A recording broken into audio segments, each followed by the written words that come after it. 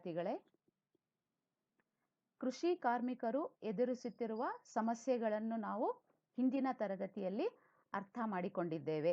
ಅದರಲ್ಲಿ ಪ್ರಮುಖವಾಗಿ ಕಡಿಮೆ ಕೂಲಿ, ಜೀತ ಪದ್ಧತಿ, ಭೂರಹಿತತೆ ಇತ್ಯಾದಿ. ಇಂದಿನ ತರಗತಿಯಲ್ಲಿ ನಾವು ಇದಕ್ಕೆ ಪೂರಕವಾಗಿ ಅಂದರೆ ಈ ಒಂದು ಸಮಸ್ಯೆಗಳನ್ನು ನಿವಾರಿಸುವಲ್ಲಿ ಸರ್ಕಾರ ಯಾವ ಯಾವ ಕಾರ್ಯಕ್ರಮಗಳನ್ನು ಅನುಷ್ಠಾನಗೊಳಿಸಿದೆ ಅನ್ನುವಂತಹದನ್ನು ನಾವು ಅರ್ಥ ಮಾಡ್ಕೊಳ್ಳೋಣ. ಮೊದಲು ನಾವು ಕೃಷಿ ಕಾರ್ಮಿಕ ಎಂಬ ಪದದ ಬಗ್ಗೆ ನಾವು ತಿಳ್ಕೊಳ್ಳೋಣ. ವಿವಿಧ ಕೃಷಿ ಆಚರಣೆಗಳಲ್ಲಿ ನಿರತರಾಗಿರುವ ಮೂಲಕ ಕಡಿಮೆ ಕೂಲಿಯನ್ನು ಪಡೆದು ಜೀವನ ಸಾಗಿಸುವ ಜನತೆಯನ್ನ ಕೃಷಿ ಕಾರ್ಮಿಕರು ಎಂದು ಪರಿಗಣಿಸಲಾಗುತ್ತದೆ. ಅಂದರೆ ಇವರಲ್ಲಿ ಬಹುಸಂಖ್ಯೆಯ ಜನರು ಭೂರಹಿತರಾಗಿರುತ್ತಾರೆ.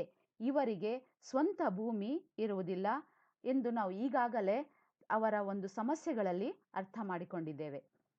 ಇಲ್ಲಿ ಇಂದಿನ ಉದಾರೀಕರಣ ಯುಗದಲ್ಲಿ ದಕ್ಷ ಮತ್ತು ಪಾರದರ್ಶಕ ಕಾರ್ಮಿಕ ನೀತಿಯು ತುಂಬಾ ಅವಶ್ಯಕವೆನಿಸಿದೆ. ಈ ಮೊದಲು ಇದ್ದ ನೀತಿಗಳು, ಕಾನೂನು ನಿಯಂತ್ರಣ ಮತ್ತು ಕಾರ್ಯತಂತ್ರಗಳು ಈಗ ಪ್ರಸ್ತುತವೆನಿಸುವುದಿಲ್ಲ. ಆದ್ದರಿಂದ ಕಾರ್ಮಿಕರ ನೀತಿಯಲ್ಲಿ ಸಮರ್ಪಕ ಮಾರ್ಪಾಡು ಮಾಡಬೇಕಾದುದು ಅವಶ್ಯಕವೆನಿಸಿದೆ. ಅಂದರೆ ಭಾರತದಲ್ಲಿ ಕೃಷಿ ಕಾರ್ಮಿಕರ ಪರಿಸ್ಥಿತಿಯನ್ನ ಸುಧಾರಿಸಲು ಸರ್ಕಾರ ಅನೇಕ ಕಾರ್ಯಕ್ರಮಗಳನ್ನು ಜಾರಿಗೊಳಿಸಿದೆ. The Indian government formulated various programs and has passed several laws and acts to improve the quality of life of the agricultural laborers. Major programs are as below. ಮೊದಲನೇದಾಗಿ ಫಿಕ್ಸೇಷನ್ ಆಫ್ ಮಿನಿಮಮ್ ವೇಜಸ್ ಅಂದರೆ ಕೃಷಿ ಕಾರ್ಮಿಕರ 1948ರಲ್ಲಿ ಈ ಒಂದು act ಅನ್ನ, minimum wage act ಅನ್ನ ಸರ್ಕಾರ ಜಾರಿಗೊಳಿಸಿತು. ಯಾಕೆ ಈ ಒಂದು ಕಾನೂನಿನ ಅವಶ್ಯಕತೆ ಇತ್ತು ಅಂತ ಹೇಳಿದ್ರೆ, ಕೃಷಿ ಕಾರ್ಮಿಕರು ಒಂದು ದಯನೀಯ ಸ್ಥಿತಿಯಲ್ಲಿದ್ದರು. ಅವರು ಅತಿ ಕಡಿಮೆ ಕೂಲಿಗಳನ್ನು ಪಡಿತಾ ಇದ್ರು. ಯಾಕೆ ಇವರು ದಯನೀಯ ಸ್ಥಿತಿಯಲ್ಲಿ ಇದ್ರು ಅಂತ ಹೇಳಿದ್ರೆ, ಇದಕ್ಕೆ ಪ್ರಮುಖ ಕಾರಣ ಕಡಿಮೆ ಕೂಲಿ. ಅಂದರೆ ಅವರ ಜೀವನ ಸ್ಥಿತಿಯಲ್ಲಿ ಮಾರ್ಪಾಡುಗಳನ್ನು ತರಬೇಕಾದ ಅವಶ್ಯಕತೆ ಇತ್ತು. ಅವರ ಕೂಲಿ ಮಟ್ಟವನ್ನು ಹೆಚ್ಚಿಸಬೇಕಾಗಿತ್ತು. ಅದಕ್ಕೆ ಆದ್ಯ ಗಮನವನ್ನು ಸರ್ಕಾರ ನೀಡ್ತು ಅಂತ ಹೇಳ್ಬೋದು. ಕಾರ್ಮಿಕರ ಪೂರೈಕೆ ಅಧಿಕವಾಗಿರುವುದರಿಂದ ಅವರು ಅನಿವಾರ್ಯವಾಗಿ ಅತ್ಯಂತ ಕಡಿಮೆ ಕೂಲಿಯನ್ನ ಒಪ್ಪಿಕೊಳ್ಳಲೇಬೇಕಾದಂತಹ ಪರಿಸ್ಥಿತಿ ಎದುರಾಗಿತ್ತು ಅಂತ ಹೇಳ್ಬೋದು. ಇನ್ನೊಂದು ಮುಖ್ಯ ಕಾರ್ಯಕ್ರಮ ಯಾವುದಪ್ಪ ಅಂತ ಹೇಳಿದ್ರೆ, ಅಬಾಲಿಯೇಷನ್ ಆಫ್ ಬಾಂಡೆಡ್ ಲೇಬರರ್ಸ್ ಅಂತ. ಅಂದ್ರೆ ಜೀತ ಪದ್ಧತಿಯ ನಿರ್ಮೂಲನೆ. ಅಂದ್ರೆ ಜೀತ ಪದ್ಧತಿ ಅಂದ್ರೆ ಏನಪ್ಪಾ ಅಂತ ಹೇಳಿದ್ರೆ, ಕೃಷಿ ಕಾರ್ಮಿಕರು ತಮ್ಮನ್ನೇ ಮಾರಿಕೊಂಡು ಗುಲಾಮರಂತೆ ಜೀವಿಸುವುದನ್ನು ನಾವು ಜೀತ ಪದ್ಧತಿ ಅಂತ ಕರಿತೀವಿ. ಭಾರತದ ಸಂವಿಧಾನದಲ್ಲಿ ಜೀತ ಪದ್ಧತಿಯನ್ನು ನಿಷೇಧಿಸಲಾಗಿದ್ದರೂ ಸಹ ಕೃಷಿಯಲ್ಲಿ ಜೀತ ಪದ್ಧತಿಯು ಅಸ್ತಿತ್ವದಲ್ಲಿ ಇತ್ತು ಅಂತ ನಾವು ತಿಳ್ಕೋಬಹುದು.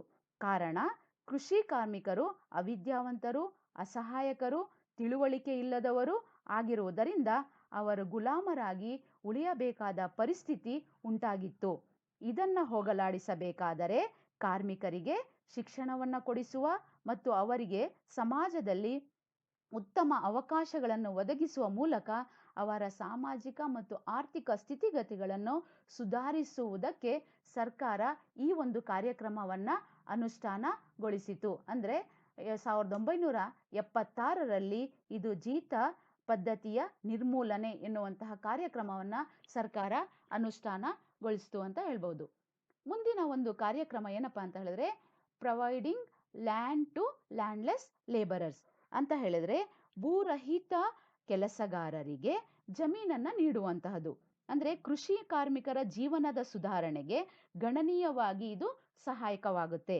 ಭೂಮಾಲೀಕರಿಂದ ವಶಪಡಿಸಿಕೊಂಡ ಹೆಚ್ಚುವರಿ ಭೂಮಿಯನ್ನು ಮತ್ತು ಇನ್ನೂ ಸಾಗುವಳಿ ಮಾಡದಿರುವ ಜಮೀನನ್ನು ಗುರುತಿಸಿ ಸರ್ಕಾರ ಕೃಷಿ ಕಾರ್ಮಿಕರಿಗೆ ಭೂಮಿಯನ್ನು ಹಂಚಿಕೆ ಮಾಡುವುದು ಈ ಕಾರ್ಯಕ್ರಮದ ಪ್ರಮುಖ ಉದ್ದೇಶವಾಗಿತ್ತು. ಮುಂದಿನ ಒಂದು ಕಾರ್ಯಕ್ರಮ ಯಾವುದಪ್ಪ ಅಂತ ಹೇಳಿದ್ರೆ, ಪ್ರೊವಿಷನ್ ಆಫ್ ಹೌಸ್ ಸೈಟ್ಸ್ ಅಂತ. ಅಂದ್ರೆ ನಿವೇಶನಗಳ ಸೌಲಭ್ಯ. ಅನೇಕ ರಾಜ್ಯಗಳಲ್ಲಿ ಕೃಷಿ ಕಾರ್ಮಿಕರಿಗೆ ನಿವೇಶನಗಳನ್ನು ನೀಡುವ ಕಾರ್ಯಕ್ರಮವನ್ನ ಸರ್ಕಾರ ಜಾರಿಗೆ ತಂದಿದೆ. ಅಂದರೆ 7 ಮತ್ತು 8ನೇ ಪಂಚವಾರ್ಷಿಕ ಯೋಜನೆಗಳಲ್ಲಿ ನಿವೇಶನ ನೀಡಿಕೆ ಮತ್ತು ಕಟ್ಟಡ ನಿರ್ಮಾಣ ಸಹಾಯ ಸೌಲಭ್ಯವನ್ನು ಕನಿಷ್ಠ ಅವಶ್ಯಕತೆಯ ಕಾರ್ಯಕ್ರಮದ ಒಂದು ಅಂಗವಾಗಿ ಈ ಒಂದು ಕಾರ್ಯಕ್ರಮವನ್ನು ಸರ್ಕಾರ ಜಾರಿಗೊಳಿಸ್ತು ಅಂತ ನಾವು ಇಲ್ಲಿ ಹೇಳಬಹುದು.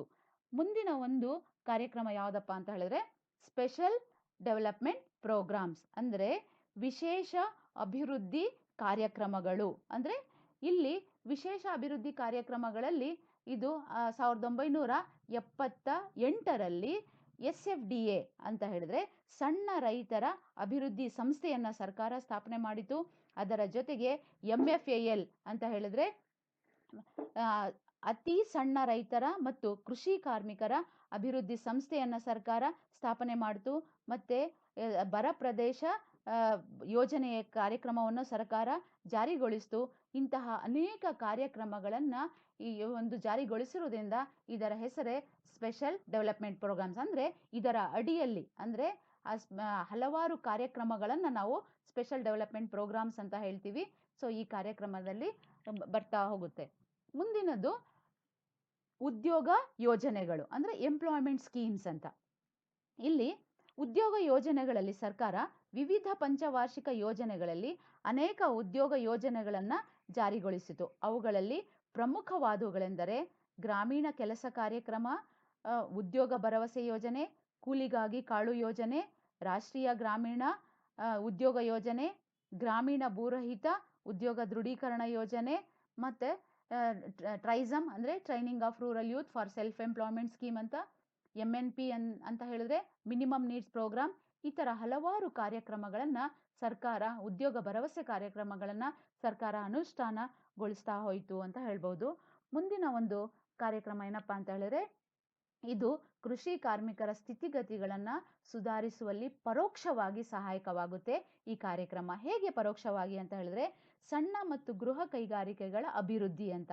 ನಮಗೀಗಾಗಲೇ ಸಣ್ಣ ಮತ್ತು ಗೃಹ ಕೈಗಾರಿಕೆಗಳು ಯಾವ್ದ್ಯಾವುದು, ಅದು ಎಷ್ಟು ಬಂಡವಾಳದ ಮೂಲಕ ಅದನ್ನು ಸ್ಥಾಪನೆ ಮಾಡ್ತೀವಿ, ಎಲ್ಲಿ ನಾವು ಅದನ್ನು ಸ್ಥಾಪನೆ ಮಾಡ್ತೀವಿ ಅಂತ ಎಲ್ಲ ನಮಗೆ ಗೊತ್ತಿದೆ.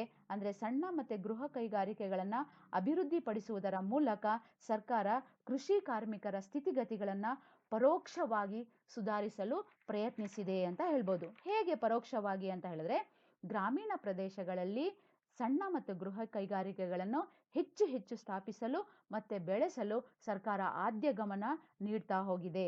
ಕೃಷಿ ಕಾರ್ಮಿಕರಿಗೆ ಇದರಿಂದ ಬದಲಿ ಉದ್ಯೋಗಗಳು ಅಧಿಕವಾಗಿ ಲಭ್ಯವಾಗುತ್ತದೆ. ಇದರಿಂದ ಋತುಮಾನದ ನಿರುದ್ಯೋಗ ಅನ್ನೋದು ಕಡಿಮೆ ಮಾಡ್ತಾ ಹೋಗಬಹುದು. ಹಾಗೂ ಕೃಷಿ ಮೇಲಿನ ಒತ್ತಡವನ್ನು ನಾವು ಏನು ಮಾಡಬಹುದು, ಕಡಿಮೆ ಮಾಡ್ತಾ ಹೋಗ್ಬೋದು. ಅಂದರೆ ಗಣನೀಯವಾಗಿ, ತಕ್ಷಣ ಅಲ್ಲ, ಗಣನೀಯವಾಗಿ ಕೃಷಿಯ ಮೇಲಿನ ಒತ್ತಡವನ್ನು ನಾವು ಕಡಿಮೆ ಮಾಡ್ತಾ ಹೋಗ್ಬೋದು. ಹೀಗೆ ಸರ್ಕಾರ ಹಲವಾರು ಕಾರ್ಯಕ್ರಮಗಳನ್ನು ಜಾರಿಗೊಳಿಸ್ತಾ ಹೋಯಿತು. ಆದರೂ ಸಹ ನಾವು ಏನು ಹೇಳ್ಬಹುದಪ್ಪ ಅಂತ ಹೇಳಿದ್ರೆ ಸರ್ಕಾರ ಈ ಎಲ್ಲ ಕಾರ್ಯಕ್ರಮಗಳ ಮೂಲಕ ಕೃಷಿ ಕಾರ್ಮಿಕರ ಸ್ಥಿತಿಗತಿಗಳನ್ನು ಸುಧಾರಿಸಲು ಪ್ರಯತ್ನಿಸಿದೆ. ಆದರೂ ಸಹ ಕೃಷಿ ಕಾರ್ಮಿಕರು ಇನ್ನೂ ಹಿಂದಿನ ಪರಿಸ್ಥಿತಿಯಿಂದ ಹೊರಬಂದಂತೆ ನಮಗೆ ಕಾಣಿಸ್ತಾ ಇಲ್ಲ. ಈ ಹಿನ್ನೆಲೆಯಲ್ಲಿ ಸರ್ಕಾರ ಇನ್ನೂ ಹೆಚ್ಚು ವಸ್ತುನಿಷ್ಠವಾದ ಕಾರ್ಯಕ್ರಮಗಳ ಅನುಷ್ಠಾನಕ್ಕೆ ಪ್ರಯತ್ನಿಸಬೇಕಾಗಿದೆ. ಹಾಗಾದರೆ ಹೇಗೆ ಪ್ರಯತ್ನಿಸಬೇಕು ಅಂತ ಹೇಳಿದ್ರೆ ಶಾಸನಗಳನ್ನು ಪರಿಣಾಮಕಾರಿಯಾಗಿ ಜಾರಿಗೊಳಿಸುವುದು, ಕಾರ್ಮಿಕರ ಒಂದು ಚೌಕಾಶಿ ಶಕ್ತಿಯನ್ನು ಹೆಚ್ಚಿಸುವುದು, ಭೂ ಸುಧಾರಣಾ ಕಾರ್ಯಕ್ರಮದ ಪರಿಣಾಮಕಾರಿ ಅನುಷ್ಠಾನವನ್ನುಗೊಳಿಸುವುದು, ಬದಲಿ ಉದ್ಯೋಗದ ಮೂಲಗಳನ್ನು ಒದಗಿಸುವುದು, ಕೆಲಸದ ವಾತಾವರಣವನ್ನು ಸುಧಾರಿಸುವುದು, ಸಾರ್ವಜನಿಕ ಕಾಮಗಾರಿ ಕಾರ್ಯಕ್ರಮಗಳ ಅನುಷ್ಠಾನಗೊಳಿಸುವುದು, ಅದರ ಜೊತೆಗೆ ಜೀವನ ಮಟ್ಟವನ್ನು ಸುಧಾರಿಸಲು ಕ್ರಮಗಳನ್ನು ಕೈಗೊಳ್ಳುವುದು, ಅದಕ್ಕಿಂತ ಮುಖ್ಯವಾಗಿ ಸಾಮಾಜಿಕ ಭದ್ರತಾ ಯೋಜನೆಗಳನ್ನು ಜಾರಿಗೊಳಿಸಬೇಕಾಗಿದೆ. ಹೇಗೆ ಕೈಗಾರಿಕೆಗಳಲ್ಲಿ ಮಾಡುವಂತಹ ಕಾರ್ಮಿಕರಿಗೆ ಸಾಮಾಜಿಕ ಭದ್ರತಾ ಯೋಜನೆಗಳಿದೆಯೋ ಅದೇ ರೀತಿಯಲ್ಲಿ ಕೃಷಿಯಲ್ಲಿ ಕೆಲಸ ಮಾಡುವಂತಹ ಕಾರ್ಮಿಕರಿಗೂ ಸಹ ಸಾಮಾಜಿಕ ಭದ್ರತಾ ಯೋಜನೆಗಳನ್ನು ಜಾರಿಗೊಳಿಸಿದರೆ ಆಗ ಕಾರ್ಮಿಕರ ಸ್ಥಿತಿಗತಿಗಳು ಖಂಡಿತವಾಗಿಯೂ ಬದಲಾವಣೆ ಆಗ್ತಾ ಹೋಗುತ್ತೆ ಅಂತ ನಾವು ಇಲ್ಲಿ ಹೇಳಬಹುದು. ಧನ್ಯವಾದಗಳು.